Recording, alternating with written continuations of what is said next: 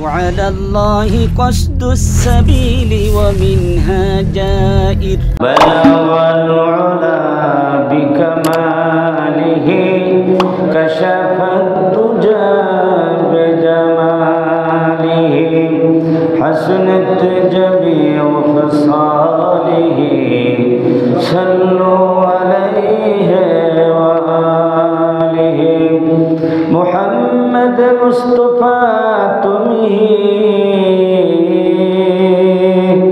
حبيبي پاک دارو شفیع آسیا مشکل کشای روز محشر بلغ العلا بکماله کشف الدجى بجماله حسنت جميع خصاله صلوا عليه وآله غفار بخش देता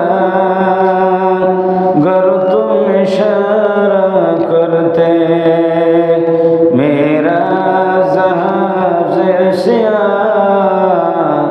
तूफान से पर होता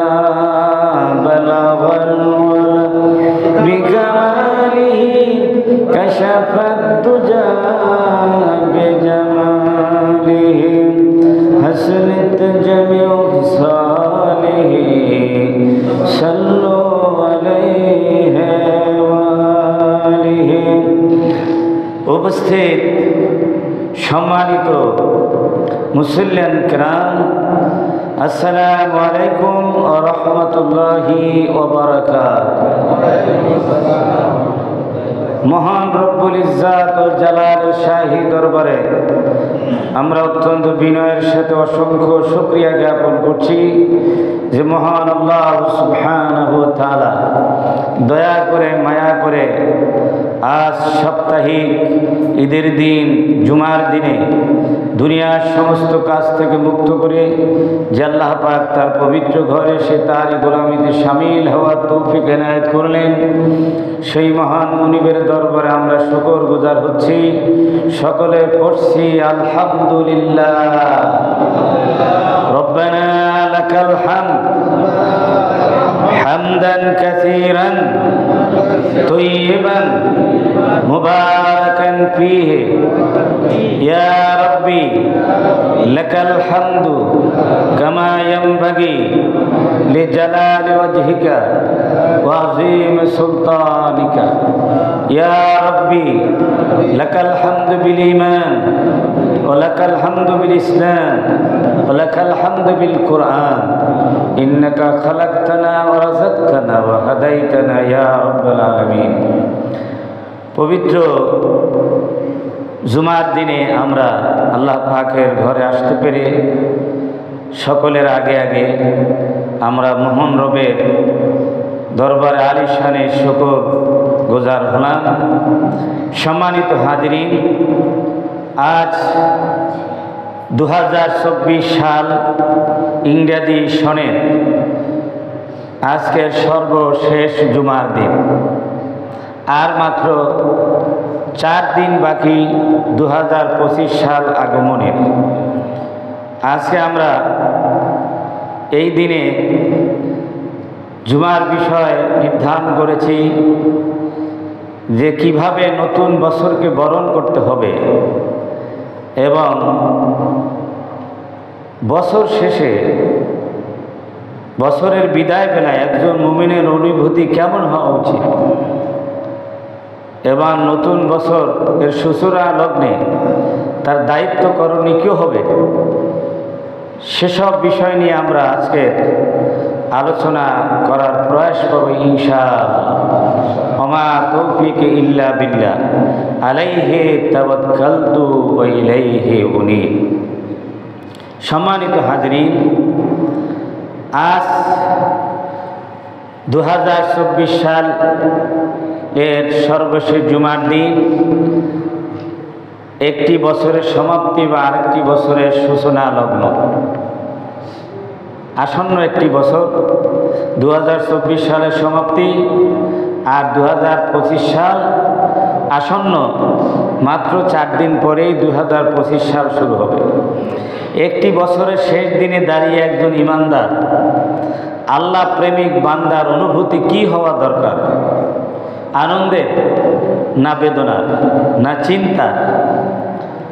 একজন আরবি কবি বিষয়টি তার কবিতায় চমৎকারভাবে ফুটিয়ে তুলেছেন যে বছরের শেষে বিদায়টা কিভাবে হওয়া উচিত। ইয়াসুরুন নাসু মা যাহাবাল লায়ালি ওয়ালাকিন্না যাহাবাহুন্না লাহু যাহাবা। একজন কবি বলছেন, মানুষকে আনন্দিত করে দিনের পর দিন ও রাতের পর রাত আগমনে। একটা দিন যায় আবার রাত আসে, রাত যায় আবার কি দিন আসে। একটি রাতের প্রান্তে দাঁড়িয়ে একজন মানুষ আনন্দিত হয়, নতুন একটি ভোর আসবে, নতুন একটি প্রভাতে সূর্য উঠবে, সেজন্য সে আনন্দ করবে, সেজন্য সে সেই চিন্তা করে। কিন্তু কবি এখানে কি বলেছেন? কবি বলেছেন আমার অনুভূতি একটু ব্যতিক্রম, অন্যদের মতো না। সেটা হলো রাত শেষ হওয়ার পরে নতুন এক ভোর দেখার জন্য প্রফুল্ল চিত্তে আমি অপেক্ষা করতে পারি না। আমি আনন্দ চিত্তে সেই নতুন ভোরের জন্য অপেক্ষা করতে পারি না। কারণ বছর শেষে নতুন আরেকটি বছরকে স্বাগতম জানানোর জন্য আমি আনন্দ উল্লাস করতে পারি না। আমার অন্তরে অনুভূতি হলো এটাই যে দিনগুলি আমার শেষ হয়ে গেল, তা তো আমার জীবনের একটি অংশ। আমি যে জীবনটা, যে বছরটা পার করে এলাম, সেই বছরের পুরো সময়টা এটা আমার একটা জীবনের অংশ না। আমার জীবনের একটি ক্যালেন্ডার শেষ হয়ে গেল, একটু বাৎসরিক ক্যালেন্ডার কি শেষ। আমার জীবনের দালান থেকে, জীবন নামক দালান থেকে 365 দিনের 365টি পাথর যেন খসে পড়ে গেল। আমার জীবন নামক যে দালানটি, সেই দালানটি 365 দিন নামক ইট দিয়ে তৈরি করা। বছর শেষ হওয়া মানে হলো 365টি ইট সবগুলি কি খসে পড়ে গেছে। আমার জীবন ছোট হয়ে এলো। আমার জন্য এত আনন্দের ব্যাপার নয়, কারণ আমার জীবন ছিল অনেক লম্বা। সেই জীবন থেকে একটি বছর শেষ হয়ে গেল, আমার জন্য তা চিন্তার ব্যাপার, আমার হিসেবের ব্যাপার। একটি বছরের উপসংহারে দাঁড়িয়ে মুমিনের অন্তরে, আল্লাহ প্রেমিকের অন্তরে প্রশ্ন উত্থাপিত হয় যে বিগত বছরটিতে আমার জীবনের উদ্দেশ্য বাস্তবায়নের কতটুকু আমি অগ্রসর হয়েছি। আমার জীবনে যে দায়িত্ব আমার করণীয়, সেই দায়িত্ব করণীয় পালনে, বাস্তবায়নে আমি কতটুকু অগ্রগামী ছিলাম, এগিয়েছিলাম, সেটার একটা চিন্তার বিষয়। কারণ আল্লাহ রাব্বুল আলামিন মানুষকে তো দুনিয়ায় উদ্দেশ্যবিহীন পাঠান নাই, দুনিয়ায় পাঠিয়েছেন একটি বিশদ, একটি গুরুত্বপূর্ণ উদ্দেশ্য নিয়ে। সেটি কি? জীবনের সকল ক্ষেত্রে আল্লাহর দাসত্ব, আল্লাহর গোলামি করা, আল্লাহর প্রতিনিধিত্ব করা। মহান আল্লাহ রাব্বুল আলামিন বলেছেন, ওমা খালাকুতুল জিন্না ওয়াল ইনসা ইল্লা লিয়াবুদুন। আমি মানুষ এবং জিন জাতিকে সৃষ্টি করেছি কেবলমাত্র আমার ইবাদত করার জন্যে, আমার দাসত্ব করার জন্যে, আমার গোলামি করার জন্য, আমার প্রতিনিধিত্ব করার জন্যে। সুবহানাল্লাহ। তাহলে মানুষের সৃষ্টি কি জন্যে? আল্লাহ দাসত্ব এবং গোলামি জীবনের সকল ক্ষেত্রে তার প্রতিনিধিত্ব করার জন্য। সেই দায়িত্বকে আমি পালন করতে পেরেছি, এর একটা চিন্তার বিষয় না? 3টি প্রশ্ন মানব জীবনের চিরন্তন, মানব জীবনের 3টি প্রশ্ন চিরন্তন প্রশ্ন। এই প্রশ্নের জবাব মানুষকে তৈরি করতে হবে। 1 নম্বর হলো মানুষ আসে এবং যায়, কোথা থেকে আসে? মানুষ দুনিয়া আসে আবার কি চলে যায়, কোথা থেকে আসে? দ্বিতীয় প্রশ্ন হলো কেন আসে, তার দায়িত্ব কি, উদ্দেশ্য কি, তৃতীয় হলো কোথায় যাবে, তার পরিণতি কি হবে। এই তিনটা প্রশ্ন মানুষের চিরন্তন জীবনের সাথে লেগে আছে। এই তিনটা প্রশ্ন কি লেগে আছে। মানুষ কোথায় ছিল?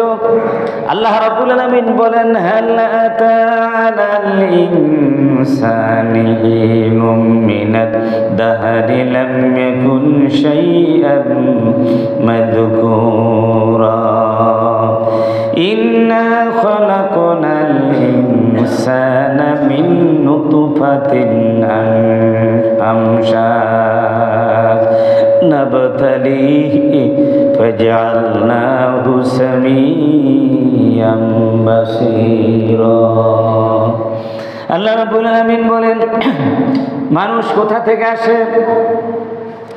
মানুষ এই দুনিয়ায় আগমন করার পূর্বে তার কোনো অস্তিত্ব ছিল না, তার নাম নিশানা ছিল না, তার বাপের নাম, তার দাদার নাম, 14 গোষ্ঠীর নাম কেউ জানতো না। জোরে বলেন ঠিক কিনা? আল্লাহ রাব্বুল আলামিন বলেন, এক ফোঁটা নাপাক পানি আমি আমার কুদরতি ব্যবস্থাপনায় নার্সিং করে তাকে সৃষ্টি করে, চক্ষুষ্মান করে, দৃষ্টি সম্পন্ন করে, শ্রবণ শক্তি দিয়ে, আমি বোধ শক্তি দিয়ে দুনিয়ায় প্রেরণ করেছি। আল্লাহ পাক অস্তিত্বহীন থেকে এই মানুষকে এক ফোঁটা নাপাক পানি দিয়ে তাকে তৈরি করেছেন। কেন তৈরি করেছেন? আল্লাহ রাব্বুল আলামিন বলেন, ইন্নী জাইলুন ফিল আরদি খলিফা। মানুষকে আমি সৃষ্টি করেছি আমার খলিফা হিসাবে, আমার প্রতিনিধি হিসাবে, এবং তাকে আমার গোলামি করার জন্য আমি তাকে সৃষ্টি করেছি। এই মানুষ দুনিয়ায় যতদিন বসবাস করবে, তার হায়াতের জীবনে, পার্থিব জীবনে আল্লাহর ইবাদত বন্দেগী করে, আল্লাহর দাসত্ব করে, আল্লাহর প্রতিনিধিত্ব করবেন।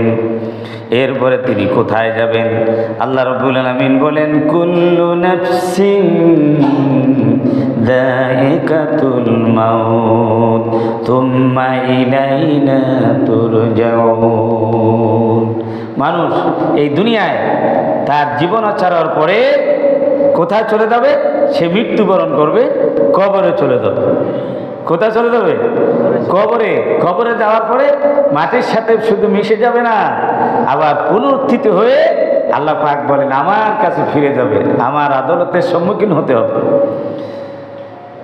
আল্লাহ রাব্বুল আলামিন বলেন, এরপরে একজন জান্নাতি হবে আর একদল কি হবে? জাহান্নামী হয়ে যাবে। ফরিকুন ফিল জান্নাতি ও ফরিকুন ফিস সাঈর।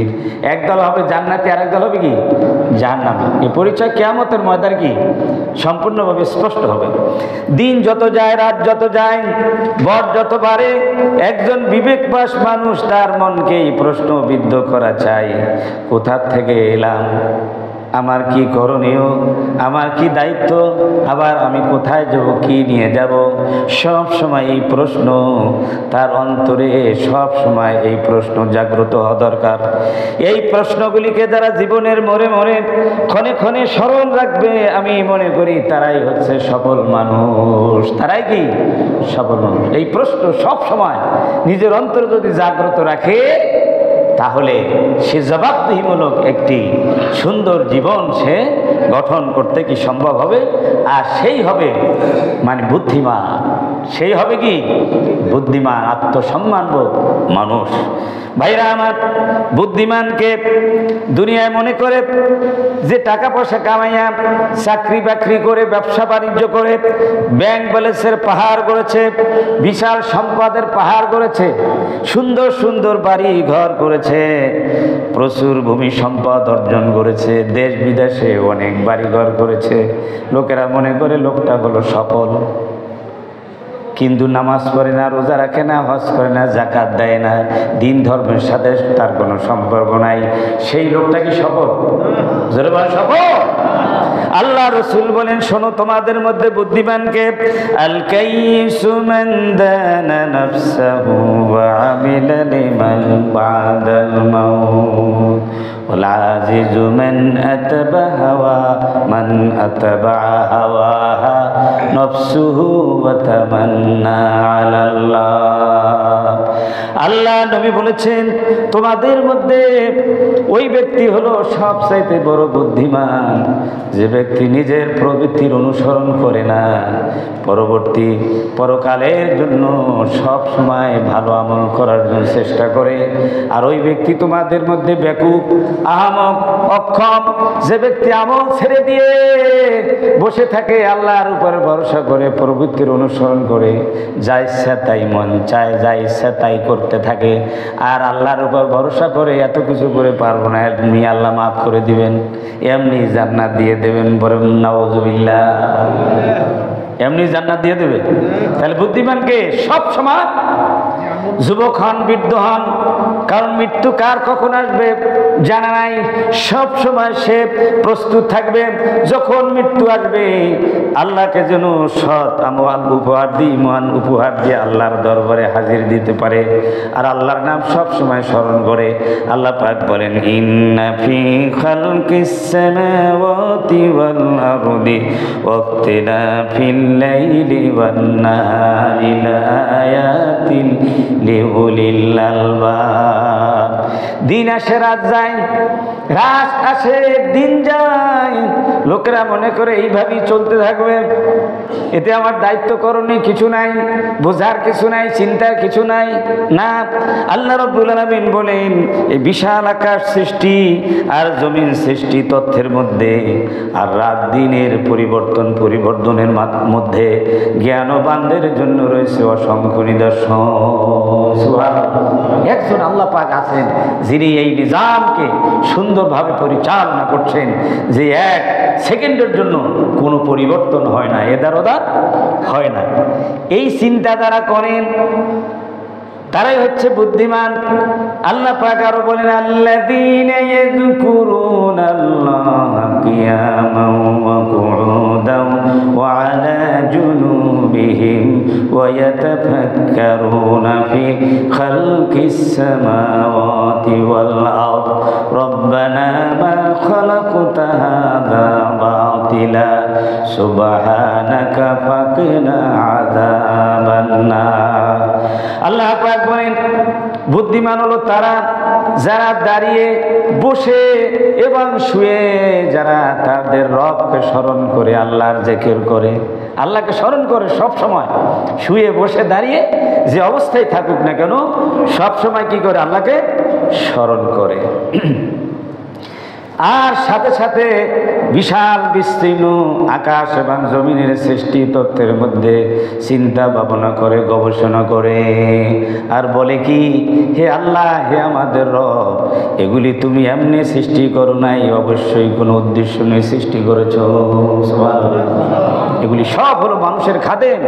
আসমান, এই জমিন, পাহাড়, পর্বত, পানি, সাগর, মহাসাগর, এই যা কিছু তৈরি করেছেন, এই সবগুলি হলো মানুষের সুখ, শান্তি, সমৃদ্ধি, নিরাপত্তার জন্যে সকলের ভূমিকা আছে। সবগুলি মানুষের খাদেম, সবগুলি মানুষের কি খাদেম। মানুষ আকাশ খেদমত করতেছে, মানুষের সূর্য খেদমত করছে, চাঁদ খেদমত করছে। সূর্যের আলো না হলে মানুষ বাঁচবে না, ফসল হবে না, ঠিক না? জমিন না থাকলে মানুষ কোথাও বসবাস করবে? সবার ভূমিকা আছেন নাই? সবাইকে আল্লাহ পাক খাদেম বানিয়েছেন, আর মানুষকে খাদেম বানাইছেন কার? সমস্ত সৃষ্টি মানুষের খাদেম। হাদিসে কুদসির ভিতরে এসেছে, আল্লাহ রাব্বুল আলামিন বলেন, ইন্নামা খুলিকতুম লি ইন্নামাদ দুনিয়া খুলিকাত লাকুম ওয়া ইন্নামা খুলিকতুম লি। সুবহানাল্লাহ। দুনিয়া তোমার আর তুমি আমার। বান্দা হচ্ছে কার? আল্লাহ। দুনিয়া কি মজা ले लो, দুনিয়া तुम्हारी है, ঠিক না? দুনিয়া কি মজা ले लो, দুনিয়া तुम्हारी है। মজাটা নিতে হবে এমনভাবে প্রভুর যেন স্মরণ থাকে, স্মরণের সাথে। প্রভুকে ভুলে গিয়ে দুনিয়ার মজা নিতে চাইলে দুনিয়ার মধ্যে কি হয়ে যাবে? শেষ হয়ে যাবে। সুতরাং আল্লাহ পাক বলছেন, এরা হচ্ছে বুদ্ধিমান। বুদ্ধিমান লোকের কাজই হলো সব সময় জিকিরে ফিকিরে থাকবে। শুধু জিকির করে না, ইল্লাল্লাহ ইল্লাল্লাহ জিকির করলেন কিন্তু আর কোনো চিন্তা করলেন না। বুদ্ধিমান কারা? যাদের ভিতরে জিকির আছে, ফিকির আছে, জিকির এবং ফিকিরের সমন্বয় যাদের জীবন পরিচালিত হবে তারাই হচ্ছে বুদ্ধিমান। এমন বুদ্ধিমান আমরা হতে চাই কিনা? আল্লাহ পাক সবাইকে কবুল করুন, সকলে বলুন আল্লাহুম্মা আমিন। খলিফাতুল মুসলিমিন হযরত ওমর রাদিয়াল্লাহু তাআলা অবিস্মরণীয় উক্তি, তিনি মসজিদের নববীর মেম্বরে দাঁড়িয়ে খুতবায় বাস্তবমুখী ও সুন্দর একটি বক্তব্য দিলেন। বললেন, হে বিবেকবান মানুষ, আমি তোমাদের বিবেককে বলতে চাই, হাসিবু আনফুসাকুম ক্বাবলা আন তুহাসাবু ওয়াজিনু ক্বাবলা আন তুজানু। ও আল্লাহর বান্দারা, তোমরা তোমাদের নিজেদের হিসাব আগে নাও, তোমাদের জীবনকে কি করো? পরিমাপ করো। তোমার আকল এবং বিবেকের পাল্লায়, আকল এবং বিবেকের পাল্লায় তোমরা তোমাদের নিজেদের কি করো? পরিমাপ করো। এবং মানে তোমাদের হিসাব নেওয়ার আগে এবং ওজন করো, তোমাদের ওজন করার আগে। তোমাদের থেকে হিসাব তো নেওয়া হবে, হিসাব করার আগে তুমি হিসাব নাও, আর ওজন করার আগে তোমাকে তুমি ওজন করো যে কতটুকু দায়িত্ব পালন করেছো, তোমার স্থান কোথায় হবে। না তুমি খেয়ানত করেছো, যদি খেয়ানত করে থাকো আল্লাহর দরবারে তুমি তওবা করো, তুমি মাফ চাও। আর যদি কিছু ভালো কাজ করে থাকো তাহলে শুকরিয়া আদায় করো। হিসাব কিতাবের ব্যাপারে মহান আল্লাহ রাব্বুল আলামিন কোরআন কারিমে আরো ইরশাদ করেছেন, সূরা বনী ইসরাঈলের ভিতরে বলেন, وَجَعَلْنَا اللَّيْلَ وَالنَّهَارَ آيَتَيْنِ فَمَحَوْنَا آيَةَ اللَّيْلِ وَجَعَلْنَا آيَةَ النَّهَارِ مُبْصِرَةً لِتَبْتَغُوا فَضْلًا مِّن رَّبِّكُمْ وَلِتَعْلَمُوا عَدَدَ السِّنِينَ وَالْحِسَابَ وَكُلَّ شَيْءٍ فَصَّلْنَاهُ تَفْصِيلًا। আল্লাহ রাব্বুল আলামিন বলেন, আমি রাত এবং দিন এই দুইটি বড় নিদর্শন আমি সৃষ্টি করেছি মানুষের জন্য। একটা হলো নিরালোক, রাতকে বানিয়েছি নিরালোক, অর্থাৎ কোনো আলো নাই, রাতের মধ্যে কোনো আলো আছে? আলোহীন বানিয়েছি। আর দিবসকে বানিয়েছি আমি আলোকময়, এই জন্যে যাতে করে তোমরা রাত্রিতে প্রশান্তি অর্জন করতে পারো, আর দিনের বেলায় তোমরা আল্লাহ রাব্বুল আলামিনের দয়া এবং কল্যাণ অনুসরণ করতে পারো। আল্লাহ রাব্বুল আলামিনের পক্ষ থেকে দয়া রেজেক আসবে, সেই রেজেক যেন অন্বেষণ করতে পারো, সেই জন্য দিনটাকে বানাইছি আমি আলোকময়। পুরাটাই যদি অন্ধকার থাকতো তাহলে মানুষ কি কামাই রোজগার করতে পারতো? চাকরি বাকরি করতে পারতো? ব্যবসা বাণিজ্য করতে পারতো? বলবেন যে রাত্রেবেলা তো কারেন্ট জ্বালাই। কারেন্ট দিয়েছে কে? আপনার বাবা না আমার দাদা? কে দিয়েছেন? এই কারেন্ট তৈরি হয়েছে পানি দিয়ে, সূর্যের আলো দিয়ে। ধরে বলেন ঠিক কিনা? সবগুলি সৃষ্টিকার। রাত বানিয়েছেন আল্লাহ পাক আলোহীন, মানুষ প্রশান্তির জন্য, আরামের জন্য। জাআলনা নাওমাকুম সুবাতা, রাতে মানুষ কি করে? আরাম করে। আর দিনের বেলায় খাদ্য অন্বেষণ করে, চাকরি বাকরি করে, ব্যবসা বাণিজ্য করে, খাদ্য মানে অন্বেষণ করে। আল্লাহ পাক বলেন এই দুইটি আমি বানিয়েছি। আরো কি জন্য বানিয়েছি? ওয়ালিতালামু আদাদাস সিনিনা ওয়াল হিসাব, আর যাতে করে তোমরা বৎসরের হিসাব তোমরা সংরক্ষণ করতে পারো, আর তোমরা হিসাব সংরক্ষণ করতে পারো, আর বৎসরকে তোমরা সংরক্ষণ করতে পারো। কত বছর হলো, কত মাস হলো, কত সপ্তাহ হলো, কত দিন হলো, এটা তো দিবস আর রাত্রি না থাকতো তাহলে কি বোঝা যেত? ধরে বলেন বোঝা যেত? যেত না। দেখছেন কি সুন্দর ব্যবস্থাপনা। আল্লাহ পাক বলেন সব কিছু আমি বিস্তারিত বর্ণনা করে দিয়েছি। ওয়াকুল্লা ইনসানিন আলজামনাহু তায়রাহু ফি উনুকিহি, আল্লাহ পাক বলেন প্রত্যেক মানুষের গলার ভিতরে আমি তার কৃতকর্মের ডায়েরি ঝুলিয়ে দিয়েছি। সুবহানাল্লাহ। আমার ভাইরা, কোথাও যদি সভামঞ্চে আমরা যাই তাহলে একটা কার্ড দেয় না? মেহমান হিসেবে কার্ড দেয় না? হ্যাঁ, কেউ প্রধান অতিথি, কেউ প্রধান বক্তা, কেউ সদস্য, কেউ দায়িত্বশীল, নানান রকমের কার্ড থাকে কিনা? সেইভাবে আল্লাহ রাব্বুল আলামিন বলেন যদিও আমরা দেখছি না, কিন্তু আমাদের প্রত্যেকের গলায় আমল নামার ডায়েরি আল্লাহ রাব্বুল আলামিন ঝুলিয়ে দিয়েছেন। এখানে কিন্তু ঝুলন্ত অবস্থা কি আছে। আল্লাহ পাক বলেন তোমরা দেখো না, অনুখরিজু লাহু ইয়াউমাল কিয়ামাতি কিতাবান ইয়ালকাহু মানশুরা। আল্লাহ পাক বলেন যে কিয়ামতের দিন আমি একটা বিশাল কিতাব বের করব, যেটা সম্পূর্ণভাবে উন্মুক্ত। তখন দেখতে পাবে যে জীবনের ডায়েরিটা, দেখেই বলবে কি মা লিহাযাল কিতাব লা ইউগাদিরু সাগীরাতান ওয়ালা কাবীরাতান ইল্লা আহসা।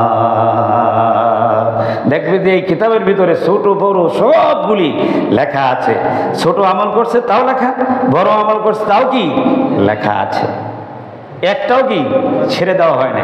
আমরা ভুলে গিয়েছি, কিন্তু আল্লাহ রাব্বুল আলামিনের সম্মানিত ফেরেশতারা আমাদের দুই কাঁধে বসে লিখে এই ডায়েরির ভিতরে কি ঝুলিয়ে রেখে দিয়েছে। বলেন আল্লাহু আকবার। আল্লাহ রাব্বুল আলামিন বলবেন ইকরা কিতাবাকা কাফা বিনাফসিকাল ইয়াউমা আলাইকা হাসিবা। আজকে যদি সিডি পত্র দলিল পত্র অনেক আছে, মানে আনপড়া আইনুল্লাহ আছে কিনা, লেখাপড়া জানে না কিন্তু দরুন দরুন কানিয়ে কানিয়ে জমির মালিক, এরকম বেকুব আছে কিনা। অনেকে লেখাপড়া জানে না কিন্তু জমি ক্রয় করে জমিদার হওয়া সেটা বোঝে, জোরে বলেন ঠিক কিনা। কিন্তু নিজে পড়তে না পারলে উকিল মুক্তার দিয়ে পড়াইয়া তারপর হাইকোর্ট সুপ্রিম কোর্ট সব জায়গার থেকে দলিল পত্র ফাইনাল করে নিয়ে আসে, জোরে বলেন ঠিক কিনা। কিয়ামতের ময়দানে কোনো মানুষ, নিরক্ষর মানুষ সহ সবাই নিজের আমল পড়তে পারবে। আল্লাহ রাব্বুল আলামিন তাকে পড়ার যোগ্যতা দিবেন। সকলের আমল নামা বের করে বলবেন তুমি তোমার নিজের ডায়েরিটা পড়ো। ইকরা কিতাবাকা, ইকরা কিতাবাক, তোমার কিতাবটা তুমি কি পড়ো, ডায়েরিটা, আমল নামার ডায়েরিটা পড়ো। কাফা বিনাফসিকাল ইয়াউমা আলাইকা হাসিবা, তুমি নিজেই তোমার হিসাবের জন্য কি যথেষ্ট। সুবহানাল্লাহ বলে। এখানে কেউ আরেকজনে পয়রা কিছু বাড়াইয়া টাড়াইয়া দিবে, কমাই দিবে, এরকম কিছু না ভাইরা আমার। তুমি যদি কিছু ভালো কিছু করে থাকো তাহলে তোমার নিজের জন্যই করছো, আর যদি খারাপ কিছু করে থাকো তাও তোমার জন্য করেছো, তোমার ধ্বংসের জন্য করেছো। মানে ইহতাদা ফাইন্নামা ইয়াহতাদি লিনাফসি ওয়া মান দাল্লা ফাইন্নামা ইয়াদিল্লু আলাইহা, যে তোমার ভালো কিছু করলে তোমার নিজের জন্য করেছো, আর যদি কিছু খারাপ করে থাকো তা তোমার ধ্বংসের জন্য কি করেছো, ধ্বংস অনিবার্য। ওয়ালা তাজিরু ওয়াজিরাতুন বিজরা উখরা ওয়া মা কুননা মুআদ্দিবিনা হাত্তা নাবআসা রাসূলা। আর কেউ কারো বোঝা বহন করবে না, নিজের পাপ স্ত্রী বহন করবে না, সন্তান বহন করবে না, ভাই বহন করবে না। আজকে বড় নেতা, হাজার হাজার কর্মীর স্লোগানে মুখরিত, গলার মালা এত দেওয়া হয় মাথাটা পর্যন্ত দেখা যায় না, জোরে বলেন ঠিক কিনা। এমনভাবে মালা দেয় যে মাথাও কি দেখা যায় না। কিন্তু সেই দিন কোনো কর্মীকে খুঁজে পাওয়া যাবে না। আপনি যে ঘুষ খেয়েছেন, সুদ খেয়েছেন, বিদেশে টাকা পয়সা পাচার করেছেন, একজন মানুষও খুঁজে পাওয়া যাবে না। এই অপরাধের ভার বহন করার কোনো মানুষ খুঁজে পাওয়া যাবে না। লা তাজিরু ওয়াজিরাতুন উখরা ওয়া মা কুননা মুআদ্দিবিনা হাত্তা নাবআসা রাসূলা। আল্লাহ পাক বলেন কোন জনপদে আমি আযাব নাযিল করি না যতক্ষণ পর্যন্ত সেখানে আমি রাসূল প্রেরণ না করি। আমাদের জন্য রাসূল প্রেরণ করেছেন শেষ নবী জনাব মুহাম্মদ রাসূলুল্লাহ সাল্লাল্লাহু আলাইহি ওয়াসাল্লাম। সুতরাং একজন মুমিন তিনি একজন হিসাব রক্ষকের মতো, একজন অ্যাকাউন্টেন্ট, তিনি অডিটরের জন্য হিসাবকে ক্লিন করে রাখে। তাই আমার আমল পাল্লায় তোলার পূর্বে আমার বিবেকের পাল্লায় আমাকে মাপতে হবে, জোরে বলেন ঠিক কিনা। ওই অ্যাকাউন্টেন্ট সবসময় কি তটস্থ থাকে যে মালিক এসে, তার বস এসে যখন হিসাব চাপে অডিট করবে যথাযথভাবে হিসাব দিতে পারে, তেমনি করে মুমিনকে এরকম অ্যাকাউন্টেন্টের মতো সব সময় হিসাব করে কি আপডেট রাখতে হবে। আল্লাহ পাক বলেন ও তুযায়্যিনু লিল গারজিল আকবার ইয়াওমা লা তাকফা আলাইহিম খাফিয়া, যেই দিন সব কিছু মানুষের সামনে উন্মুক্ত হবে কিয়ামতের দিন, সেই দিনের জন্য তোমার হিসাব কি রাখো, আপডেট করে কি রাখো। আমার বন্ধুগণ, এই জন্যে দেখেন আমাদের জীবন সুন্দর হবে কিভাবে, স্বচ্ছ হবে কিভাবে, জবাবদিহিমূলক জীবন গঠন করতে হবে। আল্লাহর বুজুর্গেরা, আল্লাহর ওলিগণ কিভাবে তাদের জীবন গঠন করেছেন শোনেন একজন বুজুর্গের ঘটনা। হযরত জুনায়েদ বাগদাদী রহমাতুল্লাহ আলাইহি, তিনি একজন স্বীকৃত একজন আল্লাহর ওলি ছিলেন। তাকে জিজ্ঞাসা করা হলো, আপনি এত বড় ওলি হলেন কি করে, এত বড় বেলায়েতের দরজা আপনি অর্জন করলেন কি করে? তিনি বললেন, শোনো লোকেরা, একদিন নয়, 2 দিন নয়, লাগাতার 30 বছর পর্যন্ত আমি দিনের আমলগুলি রাতে যখন ঘুমাইতাম, ঘুম যাওয়ার পূর্বে আমি দিনের আমলের ডায়েরি নিয়ে বসে যেতাম। সূর্য উদয় থেকে সূর্য অস্ত পর্যন্ত যতগুলি কাজ করেছি, আমল করেছি, এই আমলগুলির মধ্যে যদি কোনো ভুল হয়ে যে থাকতো, তাহলে আমি ভুলের জন্য, আমি পাপের জন্য আল্লাহর দরবারে ক্ষমা চেয়ে নিতাম। আর যদি ভালো কিছু করে থাকতাম, আল্লাহর দরবারে আমি শুকরিয়া আদায় করে নিতাম। সুবহানাল্লাহ। দিনেরটা দিনই শেষ, দিনটা দিনে কি শেষ। এইটাকে বলে আত্মসমালোচনা। ইসলামের পরিভাষায় এটাকে বলে মুরাকাবা, মুহাসাবা, আত্মসমালোচনা। এই আত্মসমালোচনা করতে হবে প্রতিদিন নের আমল, মানে ঘুমানোর সময়। রাজি আছেন ইনশাল্লাহ? রাজি আছেন? কারা রাজি আছেন একটু হাত তুলে দেখাই। সকলকে করতে হবে, এর কোনো বিকল্প নাই। হুজুরে হাত তোলাইছেন সেই জন্য তুললেন, ইচ্ছা অনিচ্ছায়, বিষয়টা এমন না। বরং এটা একটু তাকিদ দেওয়া হলো, কিন্তু প্রত্যেককে আমাদের করতেই হবে। কি বলেন, ঠিক কি না? এই দিনের বেলা যে আমরা কাজ করি, আমল করি, কিছু কিছু ভুল ত্রুটি হয়ে যায় না? আমি যদি ঘুমায় যাই আর ঘুমের ঘরে যদি আমি মরে যাই, তাহলে তো এইটার জন্য আর তওবা করার সুযোগ পাবো না। জোরে বলেন, পাবো? জোরে বলেন, পাবো? পাবো না। তাহলে ঘুমের আগেই তওবা করে নিতে হবে, মুরাকাবা করতে হবে, আত্মসমালোচনা করতে হবে, যেন আমরা এটা পরিষ্কার হয়ে যায়। আল্লাহ যেন আমাকে ক্ষমা করে দেন এবং ভালো কাজগুলি আমাকে, মানে আমার থেকে কবুল করে নেন, এবং পরবর্তী দিনটা যদি আসে, সেইটার জন্য আবার নতুন করে একটি স্বচ্ছ জীবন নিয়ে সেই দিনটা আমি শুরু করতে পারি। কারণ প্রতিদিন কবর ডেকে ডেকে বলেন, রাসূলুল্লাহ সাল্লাল্লাহু আলাইহি সাল্লাম বলেছেন, কবর ডেকে ডেকে বলে মুমিনদেরকে, আনা বাইতুল হাদা, আনা বাইতুদ দুদ, আনা বাইতুল গোরবা, আনা বাইতুত তুরাব। সুনানে তিরমিজির ভিতরে হাদিসটি বর্ণিত রয়েছে। প্রতিদিন কবর ডেকে বলে কবরবাসীকে, কোন জায়গায় কবর হবে আমরা জানি না, কিন্তু কবরে জানে। জানে কিনা? কবরে জানে যে আমি তার পেটের মধ্যে যাব। ওই কবরের মাটি প্রতিদিন আমার কাছে এসে বলে, ঘরের কাছে এসে বলে, আমি যেন শুনতে পাই। আমাকে বলে, কিন্তু আমরা শুনি না, কিন্তু প্রতিদিন টাকাটা দিয়ে যায়। ও দুনিয়ার মানুষ শোনো, আমি কবরের মাটি, আমি তোমার কবর, আমি তোমার ঘর। ঘরটা কিন্তু একা, ঘরটা কিন্তু পোকামাকড়ের, ঘরটা হলো একাকির ঘর। বিদেশে কোনো জায়গায় যদি একাকি রাত যাপন করতে হয়, হোটেলে বা কারো বাড়িতে, ভয় লাগে কিনা? জোরে বলেন, ভয় লাগে কিনা? কারণ ওই জায়গা তো আপনার না, ওখানে চোর থাকতে পারে, ডাকাত থাকতে পারে, সন্ত্রাসী থাকতে পারে, আইনা আয়সা মারতে পারে আপনাকে। আনা বাইতুত তুরাব, আমি মাটির ঘর। এই জায়গায় কিন্তু আসতে হবে, প্রত্যেককে মরতে হবে। মরণ থেকে মানে রেহাই পাওয়া যাবে না। মরণ থেকে যতই পালাম, মরণ তোমায় লইবে ঘিরি, যদিও সুদূর আকাশ পানে, লুকাও সেথায় লাগিয়ে সিঁড়ি। কোথায় যাবা? ফাইনাল বাফা, ফাইনাল তা ধাবুন। কোথায় ভাগবে, কোথায় যাবে? পালানের জায়গা নাই। আল্লাহ রাব্বুল আলামিন চতুর্দিক থেকে ব্যারিকেড দিয়ে রাখছেন, ঘেরাও করে রাখছেন, ঠিক না? অনেক সময় পুলিশ এসে রাতে ধরতে না পারলে চতুর্দিকে ঘেরাও করে রাখে, দিনের আলোতে দরজা ভেঙে মানে তাকে আসামি ধরে। জোরে বলেন, ঠিক না?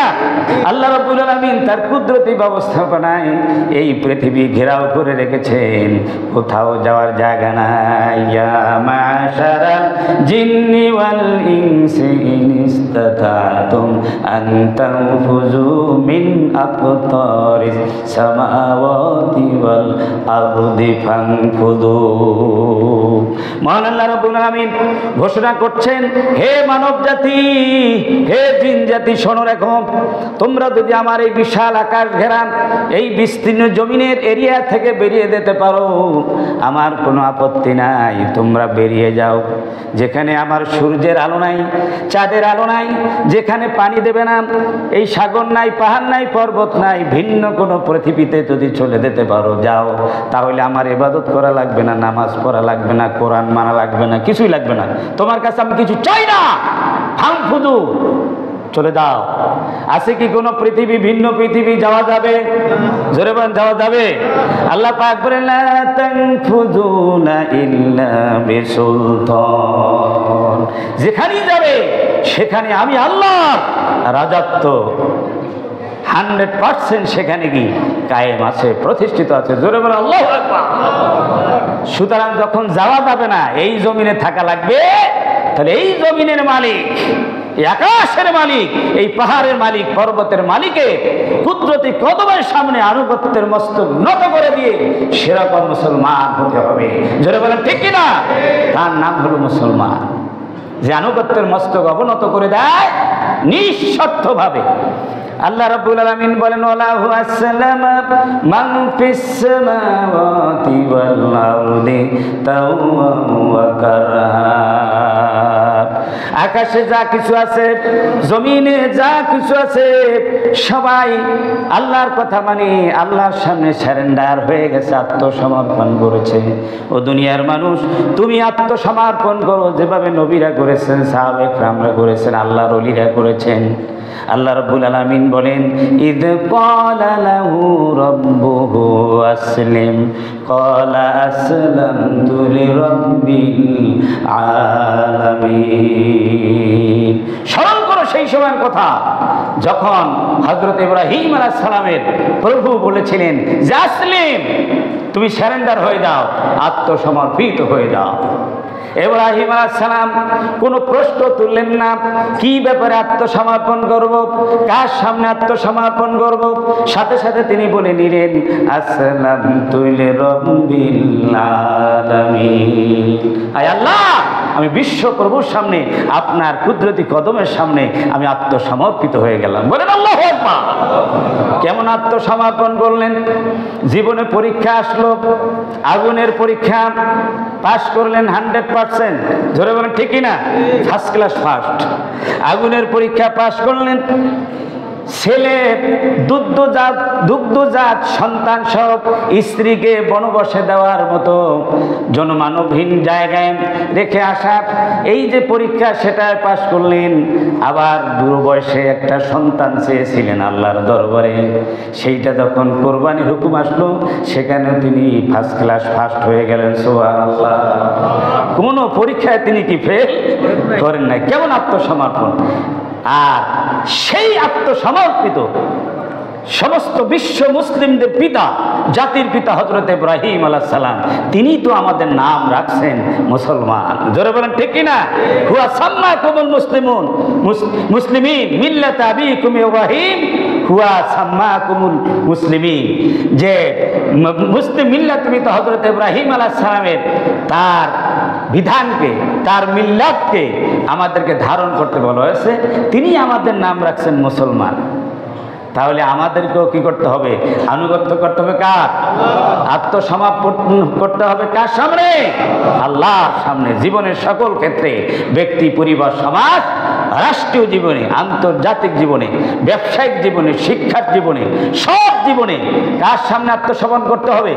আত্মসমর্পণের মানে হোক ইনিল হুকমু ইল্লা লিল্লাহ, আল্লাহর হুকুম ছাড়া, আল্লাহর আইন ছাড়া কারো আইন মানা যাবে না। রাজি আছে তো ইনশাআল্লাহ? কার আইন মানবো? জোরে বলেন কার আইন? রেজিস্ট্রিজ ইজ পাওয়ার। আইন সারে একমাত্র আল্লাহর দায়িত্ব, আর রাসূলকে দায়িত্ব দিয়েছেন। কোনো মানুষকে আইন তৈরির দায়িত্ব দেওয়া হয় নাই। মানুষ কার? মানুষ কার? তাহলে আইন হইবে কার? সৃষ্টিজাত আলা লাহুল খালক আলাম, সৃষ্টিজাত আইন হবে তা।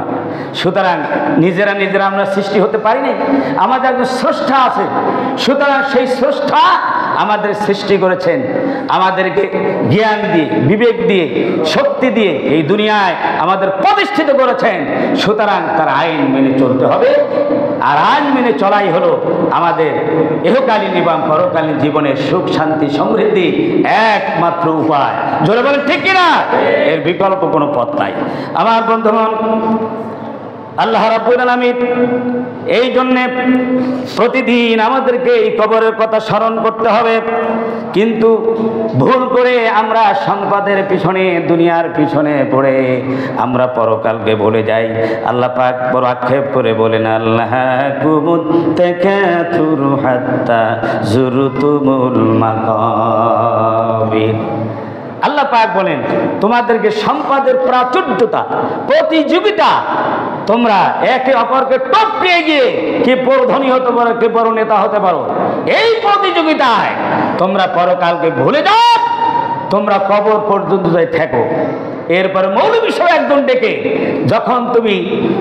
যখন তুমি হাসপাতালের আইসিইউর বেড়ে, সেই সময় মৌলবী সহ একজন ডেকে বলে, হুজুর আমার বাপটাকে কি করেন, একটু তওবা করায় দেন। এখন কিছু তওবা, এই তওবায় কোনো ফায়দা হবে না, কারণ সে সম্পদ অর্জন করা, নেতা হওয়ার প্রতিযোগিতার এখন আর সময় নাই, সব শেষ, সব মাইনাস হয়ে গেছে। এখন এই তওবায় কোনো ফায়দা হবে না। তওবা করতে হবে, যে সময় শক্তি সামর্থ্য থাকে সেই সময় তওবা করে ভালো হয়ে যেতে হবে। আল্লাহ পাক আক্ষেপ করে বলেন যে তোমরা কবর পর্যন্ত চলে যাবে, কবরের সাক্ষাৎ হবে, আর প্রতিযোগিতা তোমার শেষ হবে না। এই প্রতিযোগিতা দিয়ে তো তোমার জীবনে সফল হতে পারবে না। কাল্লা সাউফা তা'লামুনা থুম্মা কাল্লা সাউফা তা'লামুন। এই অসৎ, এই অবৈধ প্রতিযোগিতা, এই মানে অবৈধ প্রতিযোগিতা মানে পরিণামটা কি, অবশ্যই তোমরা অচিরেই কি জানতে পারবে, নিশ্চয়ই জানতে পারবে, একদম সচক্ষে তোমরা কি দেখতে পারবে। এর পরিণতি হলো জাহান্নাম। জোরে বলে নাউযুবিল্লাহ। আমার ভাইরা, এই জন্য আমাদেরকে বছর শেষে আমাদেরকে এই যে বিগত বছরে আমরা যা কিছু করেছি সেইটার জন্য আমাদেরকে কী করতে হবে, চিন্তা ভাবনা করতে হবে। যদি ভালো কিছু করে থাকি, আমার ব্যক্তিগত জীবনে, পারিবারিক জীবনে, সামাজিক জীবনে আমি হকুল্লাহ, আল্লাহর হক কতটুকু আদায় করেছি, হকুল এবার মানুষের হক আমি যথাযথভাবে আদায় করে দিতে পেরেছি কিনা, আর গুনাহ থেকে মুক্ত থাকতে পেরেছি কিনা, এই চিন্তা আমাদের করতে হবে। জোরে বলেন ঠিক কিনা?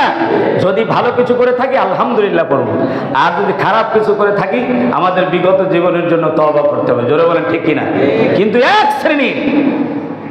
এক শ্রেণীর মানুষ যারা রুচিহীন মানুষ, যাদের আল্লাহর ভয় নাই, পরকালের ভয় নাই, বছর শেষে তারা শেষ দিনের মানে শেষ রাত্রে, বছরের শেষ রাত্রে তারা একটা নাম রাখছে 31st নাইট। জোরে বলেন ঠিক কিনা? ইংরেজি বছরের শেষ রাত্রিতে 12টা 1 মিনিটে তারা নানান রকমের অসামাজিক, অশালীন এবং বেলেল্লাপনার এবং কাজ করে তারা এই বর্ষকে বরণ করে, নতুন বর্ষকে, পুরান বর্ষ বিদায় দেয় আর নতুন বর্ষকে কি মানে তারা বরণ করে। জোরে বলেন ঠিক কিনা? জোরে বলেন ঠিক কিনা? এরা হলো তথাকথিত প্রগতিশীল। এরা কি প্রগতিশীল না দুর্গতিশীল? জোরে বলেন প্রগতিশীল না দুর্গতিশীল? এই দুর্গতিশীল মানুষেরা, যাদের ভাগ্য বিবর্জিত, এই মানুষগুলি তারা এভাবে করে অসামাজিক কার্যকলাপ করে। মনে রাখবেন 31st নাইট এটা ইসলামী কালচার নয়, ইসলামী সংস্কৃতি নয়। মুসলমানের সন্তান যে পড়েছে লা ইলাহা ইল্লাল্লাহ, সে 31st নাইট এটা হলো সাম্রাজ্যবাদী সেই ইহুদি নাসারাদের কালচার, তাদের একটি ব্যবসায়িক পলিসি। সারা পৃথিবীতে এই যুবক যুবতী এবং মুসলমানদের চরিত্র বিনষ্ট করে তারা ব্যবসায় লাভবান হওয়ার জন্য সারা পৃথিবীতে এই একটা অসামাজিক কার্যকলাপ, তাদের সংস্কৃতি চালু করে দিয়েছে। আর মুসলমানের সন্তানেরা না বুঝে তারা সেইটাকে গ্রহণ করে নিয়েছে, মনে করছে এইটাই একটা প্রগতি, এইটাই আনন্দ, এইটার ভিতরে একটা সম্মান ইজ্জত। কিন্তু আপনার সম্মান ইজ্জত মিলাদ কোথায়? বিশ্বনবী জনাব মুহাম্মদ রাসূলুল্লাহ সাল্লাল্লাহু আলাইহি ওয়াসাল্লামের সুন্নাহ পালনের মাধ্যমে যদি আপনি বছরকে বিদায় দিতে পারেন আর নতুন বছরকে যদি বরণ করতে পারেন, তাহলে আপনি একজন সফল কাম রাসূলের উম্মত হতে পারবেন। জোরে বলেন ঠিক কি না? সুতরাং আমাদেরকে কি করতে হবে? এই বছরে মানে ওরা কি করে, যারা তথাকথিত প্রগতিশীল, ঢাকা হোটেল শেরাটনে, যারা চট্টগ্রামের হোটেল আগ্রাবাদে, তারপর এডিশনগুলোতে, পথে ঘাটে তারা অসাধারণ কার্যকলাপ করে, মদ খায়, বেলেল্লাপনা, বেহায়াপনা। জোরে বলেন ঠিক কিনা? এই যে 31st নাইটে যত কিছু করা হয় সবগুলি জেনা ব্যভিচারের আবেদন। জোরে বলেন নাউজুবিল্লাহ। জেনা ব্যভিচারকে আহ্বান জানা আমাদের কলিজার টুকরা সন্তান, ছাত্র, তরুণ, যুবকদেরকে বলছি, তোমরা তাদের ফাঁদে পা দিয়ে তোমাদের জীবনকে ধ্বংস করবে না, ইমানকে ধ্বংস করবে না। তোমরা হলে সেই রাসূল, সেই নবী, বিশ্ব নবী, রাহমাতাল লিল আলামিনের উম্মত, যিনি হচ্ছেন আল্লাহর হাবিব, যিনি কুল কায়নাতের রহমত, যিনি হাত উঠাতে দেরি, দোয়া কবুল হতে দেরি নাই। তার সুন্নাত যদি আমরা পালন করি, তাহলে দুনিয়ায় সম্মান বাড়বে, ইজ্জত বাড়বে। আর এর ভিতরে হচ্ছে আভিজাত্য, এর ভিতরে হচ্ছে মানে সুখ, শান্তি, সমৃদ্ধি। সুতরাং আমরা রসুলের পদ্ধতিতে আমরা কি করব? একটা বছরকে বিদায় দিব, নতুন একটি বছরকে আমরা বরণ করব।